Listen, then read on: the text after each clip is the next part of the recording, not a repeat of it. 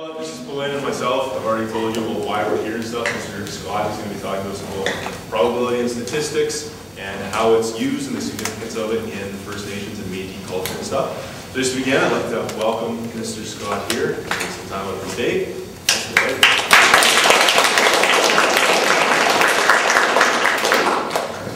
And we always recognize Mr. Scott for coming in and speaking with us by giving him a gift or a token of our appreciation for him coming in here. Thank you. I got to acknowledge your gift that you have given me. And it's not really a prayer, it's a acknowledgement. It's just as good as a prayer. But I have to say it in my own language because I'll be talking about the elements outside. Even though we're in the room here, they still hear us. They still know our thoughts as well.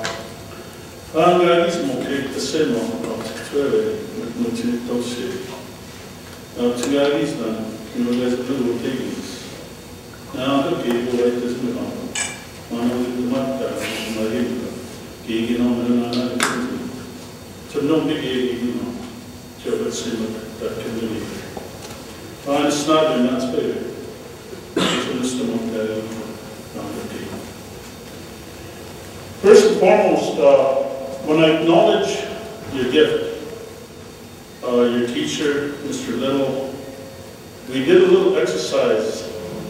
How many of you noticed that when you pay attention, you have to be fully focused, using your eyes, your ears, your mind, your heart, your experience in the way you walk life, and also each and every one of you to focus in on the task at hand.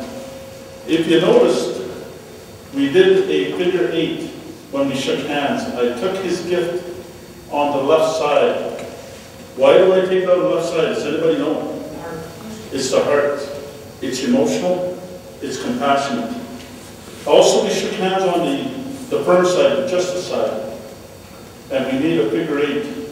And whose symbol is the figure 8? Does anybody know? It's the Métis people. If you look at their flag, it's blue, and it has that figure 8, like this, meaning infinity. Your culture and my culture coming together. And hopefully we live in harmony and in balance forever and ever. Also, when I accepted your gift, what did you notice that I did? Does anybody know? Took off my glasses, thank you. Yes, you are paying attention. And I took off my glasses. I also took off all the metal that I had on me. Because when I came into this world, did I come into this world when I was a brand new baby wearing glasses? No. Thank you. You guys are being recorded. Come on, you've got a live audience here. We're supposed to respond back and forth. But anyway, and that's how I greet your gift. I don't smoke tobacco myself, but I have this word instilled in me, moderation and self-discipline. Some of the virtue value words that have been taught to me. At the end of the day, I'll be taking your gift. Then I'll be saying a little prayer, and I'll be giving your tobacco either to the water or to a rock or somewhere along the road when I go home at the end of the day. To be thankful that we have a good day. To be thankful that I hope to instill good things in your mind. That I'm thankful that you've seen another way to see things and to think about things. Not just a book way, but also all the elements all around you. That's the acknowledgement that I did. All the things all around us. That they take pity on you. That I hope to teach you and leave you with good things. When I was first approached by Mr. Little, I looked at the page, what I'm about to talk about, and it's not an easy subject. It's one of my toughest classes for me to talk about, and yesterday was the first time that I talked about it. And in the 4 years that I've worked here, I think that's the toughest subject that I addressed yesterday. I was asked to gather and document information regarding the significance and the use of probability and statistics for at least one First Nations Métis people from variety sources such as elders and traditional knowledge keepers. Probability is a tough word, but when I look at my language vocabulary, there's one word that I hooked up with probability, and it's called Kaitsina. Kaitsina is the word, the beginning of a structure. Kaitsina meaning it's coming. Kaitsina meaning you can predict the outcome of it. It means so many things. Just that one little word, Kaitsina. We use that word in our vocabulary, in our sentences, when we look at structures, and we look at what's coming in the future. For instance, I was very glad this morning to hear the frogs croaking away. How many here take the time to hear the frogs? When I heard the frog this morning and last night before I went to bed, I also heard the loon last night because I live by a lake and I'm very lucky to live by a lake. When I hear the frogs, they're a little bit late. They're about 2 weeks late, 3 weeks late, because they use the sound, or they usually come out at around the 2nd or 3rd week in April. That's why in our language, we honor that moon, that sun. We call it Umagakiokizis, the frog moon. I was kind of worried that they weren't going to sound at the end of April. They started sounding in the middle of May. An indicator that the spring is going to be a little bit late, and it's not going to line up with the moons or the suns. And Umagakiokizis, when those little creators' creation, the frog, when you call it hibernating, we call it fasting and sacrifice. That's what they do. And if we tried to mimic the frog, we would surely pass away. That's why I have a deep respect. That's why we honor them, to remind us of the sacrifice and the fasting that some of the animals do. I was worried in a way that I didn't hear the frog sound at the end of April, because if they don't sound, that means the air is no good. That means the water is no good. That means the environment is poisonous. It's not good. They're not going to be around. The day that you don't hear those frogs in the spring, during the morning and in the evening, is the time to be worried. And it's going to be a little bit too late when we start worrying about the land, the air, and the water, because the frogs aren't coming out and they're not sounding. They'll be a little bit too late. This is the indicator for us that the world is changing. That I say thank you. Like I'm not praying towards the frog. I acknowledge it because it's part of the Creator's creation. And if I don't hear that frog, and I was thankful that I heard the frog each and every day when it's, because they sort of, just like they compete with other little frogs, to say thank you that they've seen another season. To say thank you that they've seen another day, going to see another day in the morning. And in the evenings when they sound, they say thank you for the day that's given to them. That's the teachings and the probability of all what they're here for and the purpose in life that they have to sort of predict that this year there's a little bit less frogs that I heard than last year. And it's slowly taking effect. The environment is slowly changing. And those one of the indicators, the frog is the one to help us sort of say, look, we have to take care and we have to tackle this word pollution, and we have to do it together because they have to live in this world, and we as human beings and the animals have to share this world. Also, when the miners go into the ground, and for them to know, because of technology today, we already have air detectors, but before that, before technology, what did the miners use to indicate that the air is safe down the mine shafts? Does anybody know? Thank you. Yes, a canary, a bird. The bird has smaller lungs than we have, and if all that poison gas infiltrates the lung of the bird and also goes to the bloodstream, and that little bird's head slowly tips over, that means it's time to get out of that mine. They use that bird to sort of predict and the probability that it's not safe to be in the mine anymore, that you need to get out.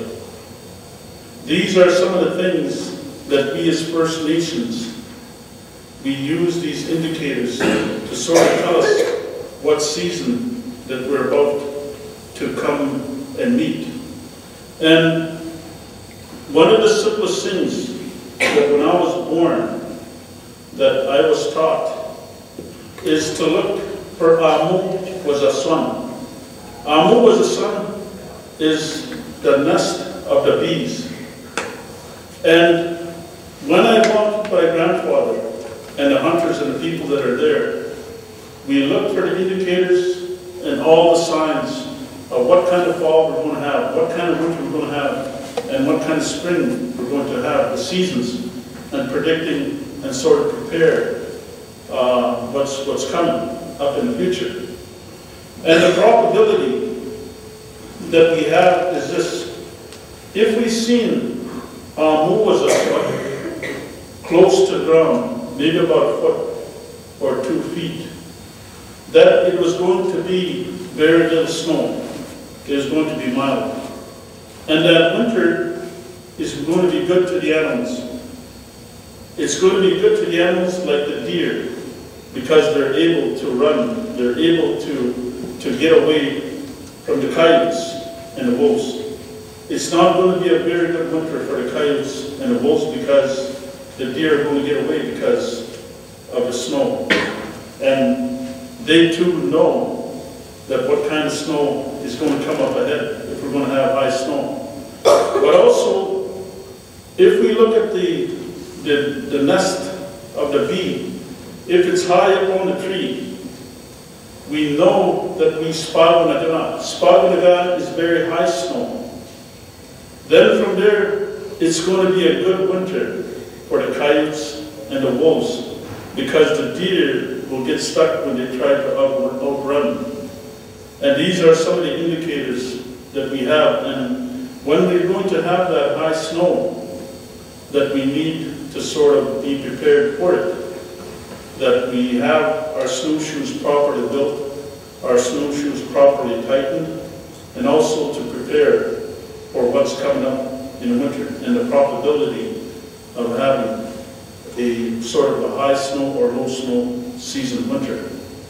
Also, the indicators too, you have to be very, very observant. If you look at the beehive or the bee's nest, if it's solid on a branch, that means it might have a wind structure. We know it didn't. Then because it moves around, it might loosen it up. But if it's on a soft branch, a branch that's not too big, then it's going to be not too much wind out there. And also, if you took apart a beehive, you'll notice that it has a stop sign shape, little compartments. It tells us not to waste too much space. And it tells us these things, and it also has that stop sign. That's where we get our shape from, the stop sign. The hexagon, or the 8 sides, or the 6 sides, or whatever you want to call it. It's a wonderful teaching tool that we use. Also, if you look at the amo, the structure of the bee, and the collecting and the harvest, it's kind of telling us too, when the times are good, that we harvest in a good way, and when the times are lean, that we share what we have, type of thing. It's a good teacher. And the probability of being successful in survival in any kind of season, then you will have it if you look for signs and also the indicators. You can apply that in all walks of life. You can apply that teaching in your jobs and in your homes. When my grandfather and my grandmother, in the springtime, this time of the year, we would go down to the river and they'd be an abundant supply of fish. The jackfish would run first. Then there's different types of fish that make their run when they're spawning. But the last fish is the one that cleans up. And some people call them suckers or soggers or whatever. But they have the unique style with them because they have their mouth at the bottom over here. And they're the ones that clean up the bottom of the lake. There's a purpose for them. When my grandparents put out their fish net along the creek, there are times of the season where we can't hunt or where our hunting is not successful. There are times of the season where the deer take their fawns deep into the bush because of the sawinda and the love that they have for their children, that they're very protected, that they don't bring them out until it's safe for them to run away from danger or to hide. So, the probability of when there's months or periods in a calendar year where we can't hunt, that's when we fill it up with something. And my grandparents, they used to collect as much fish as they can, especially the suckers, you call them. We would dry them up in a meat racks. We would dry them up, and we'd collect as much as we can, because you got to remember that there wasn't any sort of electricity back then. And my grandparents would collect as much as they can, dry them properly, and store them properly. Then there's a time, just at the end of May, you have your Easter back in April. We have it at the end of May, where we collect some duck eggs and mud hen eggs and all of that stuff.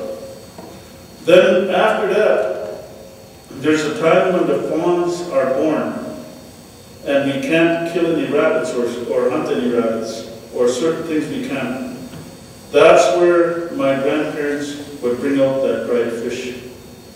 And there's a part in time where, how many here have ever seen a duck or geese fly during the middle of July till about the end of August? How many here have seen any fly?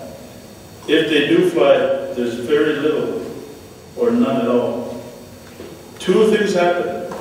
Number one, the ducks are growing up their young, and the geese, they don't fly. And if you want to check my word, go ahead and look for those ducks and geese flying during the summer months. They won't. The second is the ducks, they're changing their feathers to get ready again for their long flight in the fall. Even them, they prepare.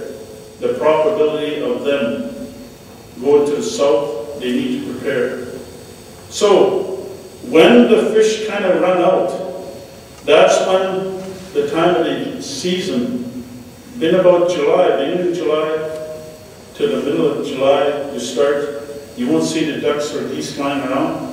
So that's when you don't even need a hunting dog. You don't even need a gun to go out hunting. And the season tells us when there's no wind, you got to look at the structure and the weather and study it. Like, for instance, a couple of days ago, how many here noticed the wind that arrived? It was pretty windy. How many here noticed that? It told us the wind mounting. It not only told us it's a good time to dry clothes, just kidding, but there's going to be good weather coming. It'll take a day or so. But we, Apawa, when the wind structure comes from the south, it's going to be warm weather, it's going to be good weather. Also, it's going to tell us to be calm. It's going to be calm. Today there's little or no wind at all when I went out. And that's when, in about the middle of July, at the end of July, is a good time to go to the edge of the lake and you see tall grass. And if you see tall grass moving like this, you already know there's a duck there, and all you need is a stick to go and hit, and you get yourself a nice, fat, juicy duck. Because they're preparing. They can't fly, they don't exercise, and they're eating. They're eating the good grasses and whatnot, and the good weeds, that they're preparing for their long flight already. That's the best time to eat the ducks, is that time, because they're not too fat. Like right now, they're really fat. You make some greasy soup type of thing, and also in the fall time. That's the time you want to get to eat the duck at that particular year. And it kind of tells us from the weather, from the action of the animals, that these are coming up and to prepare. Then after that is when the other animals start coming out of the bush, then we're able to hunt, then we're able to provide, and we're able to harvest. Also, when I observed the anagos is a little ant. Right now, they're all over the place. If you take a look and took a walk and studied it, they sort of teach me about contentment, because all their tools, all they need to survive is in the 3 parts of their body that they carry around, and they're hard workers. They're extremely hard workers. They lift up objects that are more heavier than them, and they take on Creator's creation. Even if I go to their ant pile, and if I was to stand there, they would start biting me because we're into their territory, and they would start biting me.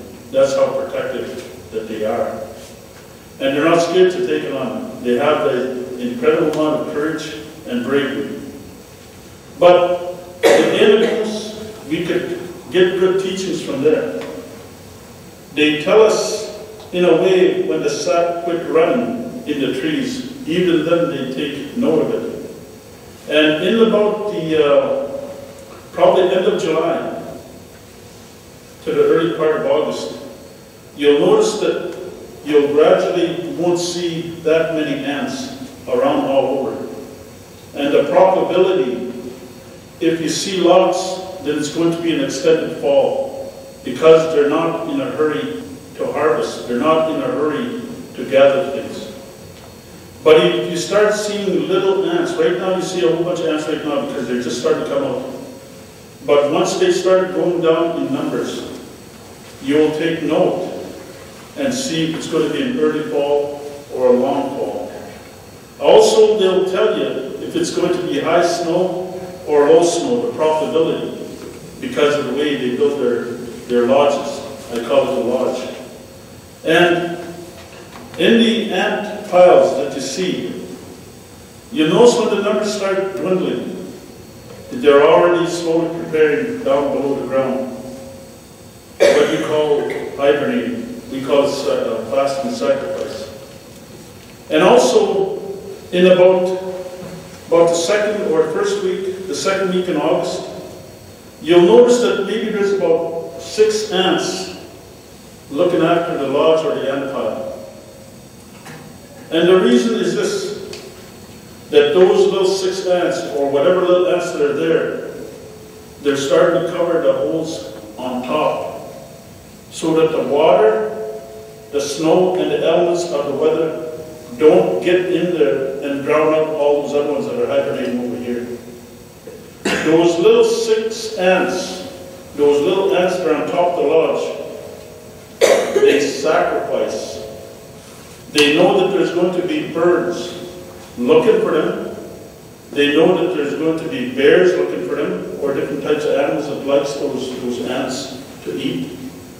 That they cover up all the holes, and they cover up to the best of their ability and protect for the benefit of the general population over here.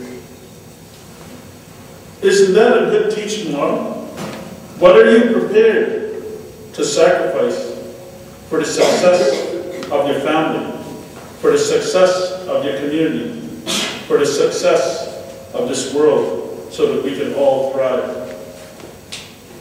And this is the teachings of that little small animals that we see, that we like to just step on and crush, the thinking that they don't have a purpose here on earth. There's a purpose. And the probability of the actions of that ant is this: if they don't build their lodge or their ant pile with a whole bunch of sticks and leaves and whatnot, then it's going to be fairly mild winter. But if they build quite high with a lot of insulation, then we kind of know that there's going to be a lot of snow coming on. Or some sort of weenipiaganaga, meaning that the snow is going to be wet, just like rain type of thing.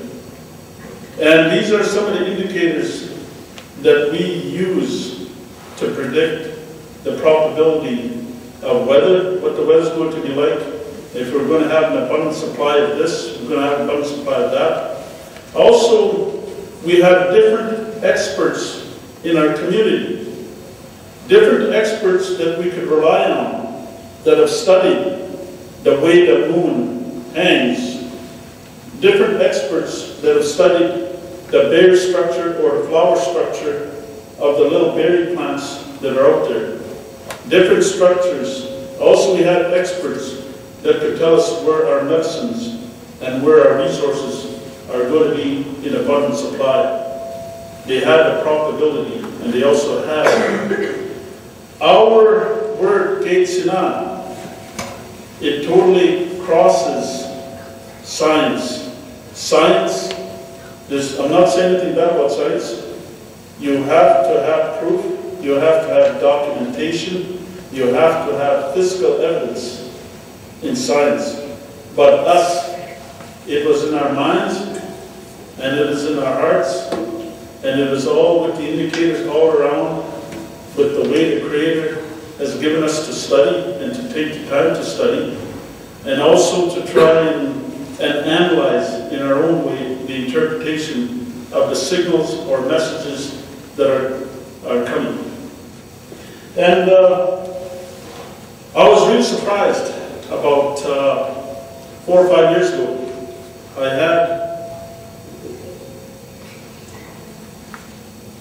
had an elder come to me and say, it's going to be wet, we're going to have a wet summer. And about 4 or 5 years ago, we experienced, our buffalo were mysteriously dying on the reserve. We had 6 buffalo they were just laying there. We couldn't figure out what was going on. So we went to Yellowbill, and we went to see an elder that could see in the past, in the future, in the present. He's very gifted and very talented. With this elder, we asked him, why is our buffalo mysteriously dying? So he did what he needed to do in his ceremony, and he said, they put medicine on your land that's affecting the buffalo.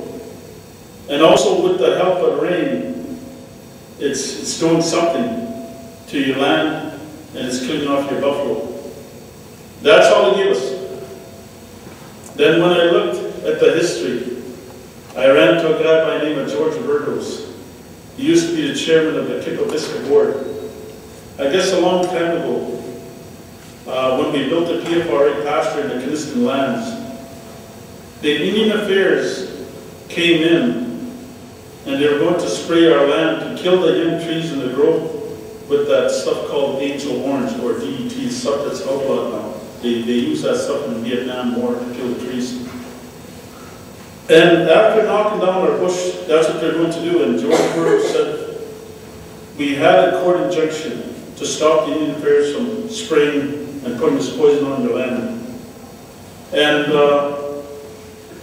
but the next year they went ahead and sprayed. I don't know how they did it, but they did it. When I look at the historical part of it, and when I looked, when that elder says we're going to have a wet season, this is what he's seen. When he seen that moon coming up from the western skies, it didn't shine like this, like a banana shape, like this here. That light was at the bottom over here of the moon. He looked at that because that knowledge has been passed down to him. And he said, we've seen that a long time ago, and it is very wet. Wet in the spring, wet in the summer, wet in the fall. And that moon has had this light like this. And you know, when it rained that summer, it pushed the water down to the ground, and it pushed that medicine or that stuff that they sprayed on the land, and it's growing on the grasses, and that's what the buffalo were eating, and that's why the buffalo were spiritually dying. And that kind of indicator told us that it wasn't going to be a very good season, or wasn't a very good season for the animals too as well, because they were eating off the grass. So, with that, that elder would have been our weatherman, our weather expert. That elder would have been a person that we could rely on as to what kind of season that's coming up because of the moon, and because of the elements, and because of the things all around, and the indicators. Also, the hunters would look at the lakes. The hunters would look at the rivers. If we seen a muskrat house, build their house close to the edge, then it's not going to be that much of a smoke, or the freeze up is not going to be that much. Because they'll build their lodges, they'll know they build their lodges, the probability of having a nice winter, that the muskrats would build close to the edge so that they could get the roots of the marsh grasses that's there. But where we need to be concerned is when they start building their lodge in the middle, in the deepest part of that little lake or the river. Then we know that to us, the hunters, that the freeze-up point, when they freeze the ice, it's going to go quite a bit. The more colder, the more cold, the more ice will go down. Then they need water, then they need the depth of the water for them to survive, to swim, and to get the roots of the marshlands that's at the bottom. We are very observant. We used to be very observant about that. That they say prepare. We spot on a gap, meaning it's going to be high snow, or be prepared, we basag on a gap. It's, at that time, you don't need to get out your snowshoes, but you gotta be prepared. It's going to be, if the animals are telling it's going to be high snow, then you get out your snowshoes and lace them up and look after them properly and accordingly. And the muskrats and the beavers, they will tell us this thing, the probability, and the regular actions. And when a hunter successfully trapped either muskrat or beaver, when they start stretching the pelt, they would go across the fur like this and see if there's a lot of oil in that fur, because it's got to be waterproof and whatnot. And also the thickness of it would tell us if it's going to be a cold winter, long winter, or a short winter, or a mild winter. Just by that, the animals tell us. those things. They don't actually talk to us like the way I'm talking to you. For you to understand, they would give us signs back, and it's up to us to analyze those signs in the proper context and make decisions accordingly. Also, the other indicator that we have on our hunters, or even the women for that matter, when we had a successful hunt, whether it's in the beginning season of hunting or when the animals start preparing, the animals would tell us if they have an abundant supply of fat inside their body when we're starting to cut them up, when we start to harvest them. They're telling us in a way to brace, it's going to be a cold winter. They're telling us in a way that there's going to be, that we need that extra insulation in our bodies in order to survive, so you better do the same thing.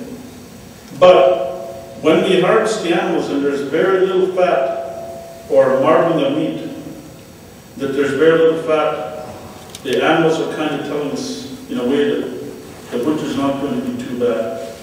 And that's before even the snow's coming. This is sort of like a predictability that they tell us in a way that they know something more than we don't. And we as human beings have to analyze that and also to make indicators to tell our people, type of thing. It reminds me of a story. There's this one young chief, and he drank smart water. Just kidding. There was this one young chief. His people looked up to him for advice and guidance. And he didn't kind of know. And the people come and ask him, Chief, what kind of winter are we going to have? It's going to be cold, so you better collect some firewood. So all the tribe and his people, they went out collecting firewood. Then they gathered again and they asked him, Chief, are you sure it's going to be a cold winter? Well, how do you know? Well, okay, it's going to be a cold winter, so collect some more firewood. So they went out there and collected lots of firewood, and they made their pile more than normal and whatnot. And again, the third time they come over and they asked him, are you sure we have enough firewood? Well, he said, in case of doubt, let's collect some more firewood. And so they went out and they built pretty high firewood because they anticipate it's going to be a real cold winter. And then they gathered the fourth time and they said, before we collect any more firewood, I'm going to get to my sources. So I'm going to ask the spirits or whatever we have. I'll ask. So he looked around and nobody's watching as to where he went. And he went to the town and went to the meteorologist, the weatherman. And he asked him, my people are getting on my case. Could you make sure for me and tell me, by using your technology, could you tell me what kind of winter we're going to have? And he said, sure. Well, tell me what kind of winter are we going to have? Well, he said it's going to be a cold winter. Then the young chief says, are you for sure certain that we're going to have a cold winter? Because my people need to know and we need to prepare. In your technology, could you tell me why you're saying we're going to have a cold winter? And the meteorologist says, the weatherman says, it's easy. Every day I see the Indians collecting firewood. It's going to take you a minute. So you better laugh because it's a joke. Thank you. But anyway, like we use the animals for the probability, and we use that for our statistics, I guess, in a way to prepare ourselves. And also, when we looked at even today, if you looked even at the animals like the horses, We have 4 horses that live with us in our pasture. And when they know that there's going to be a cold weather coming, that they face the south, because the south is where the warm winds are. But when it's going to be cold and the snow and whatnot, and it's going to be an extremely cold day, they just stand still and they face the south. They put the back end of their body towards the north because they can withstand that part of their body. And they kind of tell us when they stand still like that, that it's going to be cold weather coming on. How many here have ever seen sundogs? Whether it's in the winter or sometimes it's really odd now. It's really throwing me off compared to some of the teachings. But the sundogs in the winter time, when there's 2 little rainbows on each side, we call them kisweyaps. But it's telling us that it's cold, bitterly cold, and to go outside to greet the day in the proper context, meaning you should wear the proper clothes and proper wear. We call it kizotoge okis, meaning it's even shielding itself from the cold. Even though as powerful as the sun is, it tells us those things.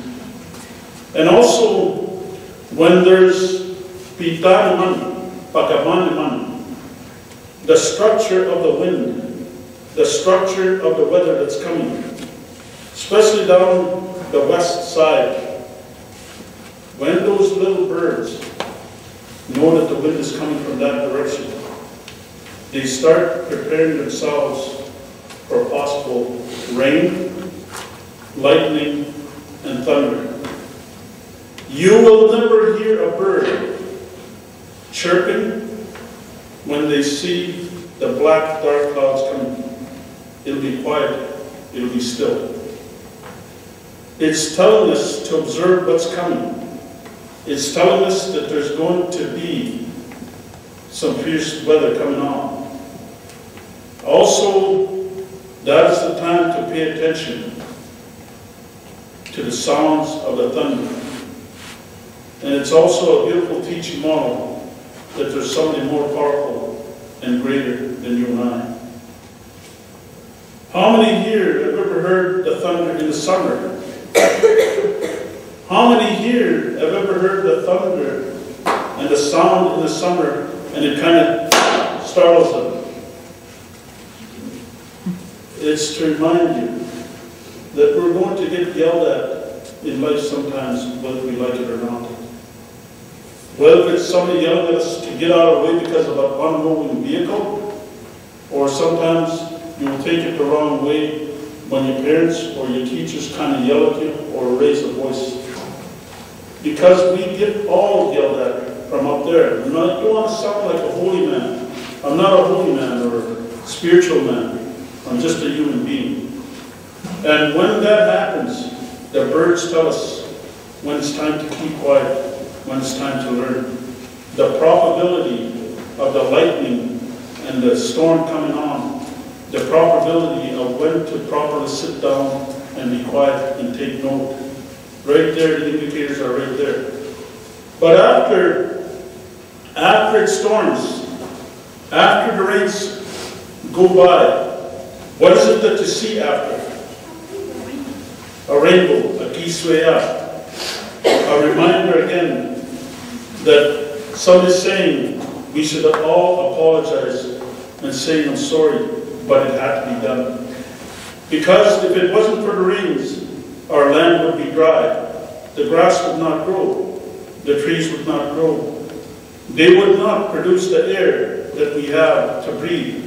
It's the same air as the dinosaurs that breathe. It's the same air as your grandfathers and grandmothers and your ancestors. It grows.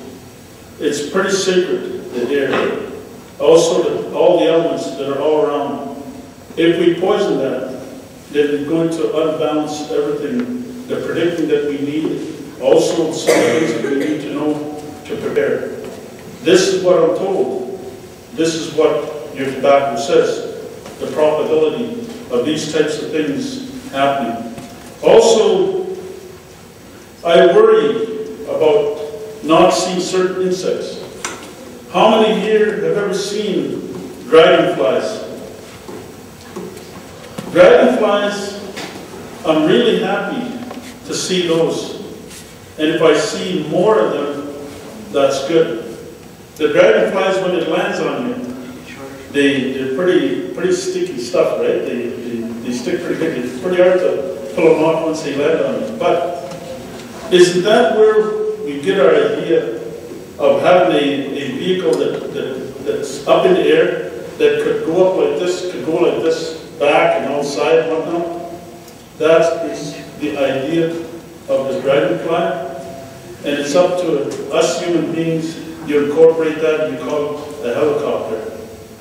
But I like the dragonfly because it grabs the mosquitoes. It eats the mosquitoes, the insects that bother us. And I'm thankful. And I don't spray those, or I don't try to kill those, because they too were here, put on a purpose to balance this. If we start killing all of these just because they're a nuisance, then we're going to wreck the environment. We're going to wreck this world that the Creator has created for us beautifully for all people to enjoy. Whether it's a two-legged, whether it's a four-legged, whether it's the winged ones, these are some of the things that's given to us to enjoy, to use, and to pay respect. And the probability of wiping out a certain species, it's going to unbalance the air, it's going to unbalance the water, it's going to unbalance Mother Earth, and everything's going to be out of whack. And the frogs won't come out and sing. The birds won't take their flight. The animals will act really weird and differently. And only then, when the trees start dying off, and when the last tree standing, it's going to be a very sad, and I hope it doesn't happen in my lifetime, and I hope it doesn't happen in your lifetime. It's going to be very sad when that day happens, because we're going to affect everything all around us. We have to try and balance this, the profitability, and using those numbers. And when I look at, when we look for water, there's certain indicators that we do. And if I see a tree stand of the black poplar trees type of thing, and that's where the high water table is. When those kind of trees, when there's a abundant supply of those, that's what I'm told. And these are some of the things that we use, our statistics, for us to use, so that we could benefit and use the best possible use of the land and the indicators that are given to us, and the probability of these types of things. There's all kinds of little indicators out there that help us predict what's kind of coming up in the future type of thing. And last year, I took a trip down south, I-15 on the way to Vegas, and I seen a lot of little whirlwinds. What do you call those little whirlwinds in the dust field? Dust devils. I don't call them devils. It's a harsh word. But we call them sipsidosi insects. They're little ones that are set down here to be with us. You'll see them in the winter. You'll also see them in the water. And for me, I try not to block their way. I try not to run over them. I acknowledge them. And we even see one that's about 8 feet high. It is creating that dust. My partner and my daughter, they stopped the vehicle and they put out a cigarette for that, not to come down on the human beings. They stopped the vehicle and said, "What's wrong? We have a flat tire." They said, "No, we have to make an offering." This year, because of those indicators, what I seen in the mountains, this year, that one day I heard there's over 100 tornadoes that come down. If we acknowledge and pay respect to them, they won't do that damage. But if we ignore them, and if we don't value them, because there's a purpose why they're putting on here, that it's going to keep coming. And there's a song, the ceremony about tornado. It's the ones that come from the sky that you have to be aware of. But the ones that live with us on the ground are the cheerful ones, the mischievous ones, and the ones that want to live with us. And I say thank you when I see, quote, a little dust devil, but I don't call them that at all. Substitutions, because they're here for a purpose. And it's the ones that come out of the water too that are powerful. And those are some of the things that I'm taught that we acknowledge. And we try to acknowledge ahead of time so that we don't get that fierce weather, so that we don't have that it takes by surprise type of thing. These are the probability things, and these are the statistical things that we use, the indicators, to try and predict the future of what's coming. That's what your tobacco says, and I really appreciate the time and respect that you've given me, and I don't know if we have time for questions. Probably not. We've got a few seconds. Do you have very quick questions on quick question?